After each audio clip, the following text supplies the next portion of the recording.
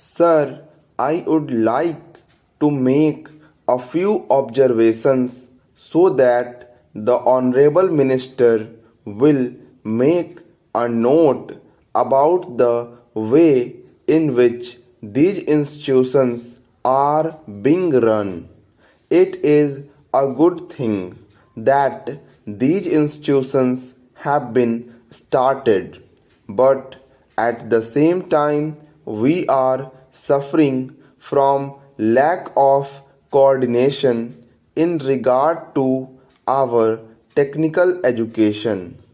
We have certain institutes like the Polytechnic, etc., under the Scientific Research and Cultural Affairs Ministry, and they are run through the state governments. Then there are the engineering colleges under the universities, and thirdly, sir, trade technical education is imparted by the Central Labor Ministry at the state level. In addition to that, the states have certain arrangements of their own for technical education. I feel that there is no effort at coordination, and that leads to a good deal of confusion. Perhaps if there is effort, there are certain difficulties. I hope the Honorable Minister will tell us about that. I would also like to suggest that even in these four institutions, as for some time, the medium of instruction would be English. For emotional integration, an attempt should be made to take a few students from the neighboring region or other regions on a reciprocal basis. Otherwise, these institutes will themselves be developing, as was hinted by the previous speaker, some regional consequences. Para. There is great difficulty, sir, with regard to technical personnel for teaching, and I am not aware in what way these institutes will be staffed. Perhaps some foreigners will be brought in, but at the same time, with the arrangements existing at present for taking technical help from different countries, Russia, UK, USA, and Germany, I do not know whether there will be special courses provided in these institutes for the teaching staff from those different countries. What arrangements there are, one does not know. In the present arrangement for teaching, I should have liked to mention the fifth arrangement for teaching at present provided through the various industrial concerns like Bhilai, Rourkela, etc. All these big concerns have their big technical schools, and they take their students for postgraduate work as also for research work. What will therefore happen with regard to the standard is a question. Sir, we are not at all sure in our country about the correct use of terms. I would, for instance, mention here the word polytechnic. Para.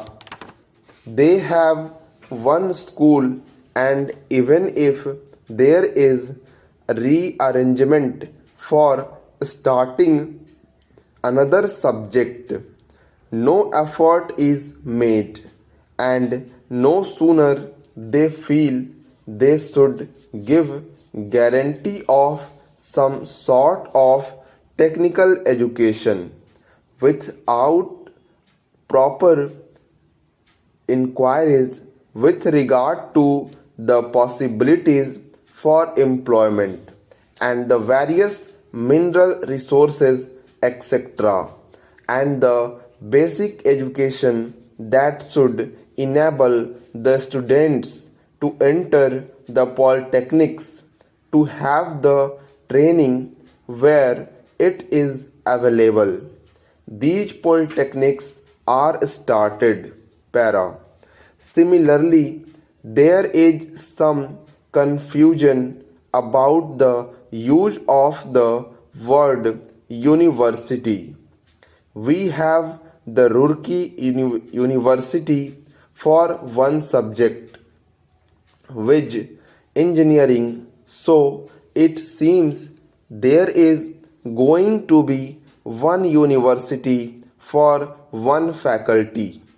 We have one music university also in Madhya Pradesh.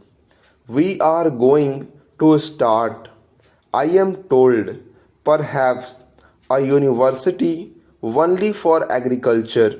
So, if these institutes are there, which term seems to be really the appropriate word in place of these one faculty universities, I think the Honorable Minister should take the initiative in determining what should be the exact connotation of these terms. Otherwise, one day, as was pointed out, there will be perfect confusion. Para. There comes also the question of the recognition of the degree given by these institutes.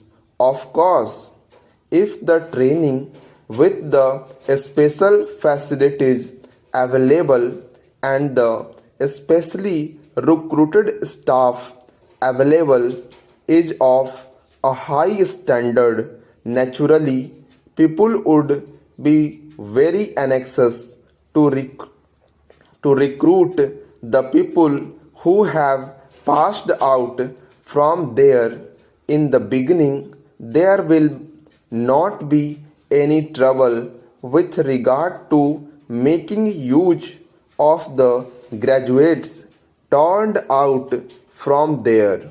But the question of recognition has to be decided on certain principles, and those principles should be laid down and followed from the beginning. Para.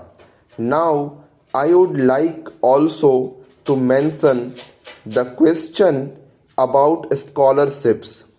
It was pointed out that certain scholarships, especially to the children of the working class, should be given. I would like to point out here that there is already provisions for that, and it is not something new. What I would like to stress is that scholarships should be in larger numbers. The scholarships do not seem to be adequate for the rising standard of living and the cost of living. The scholarships that are given do not meet half the need.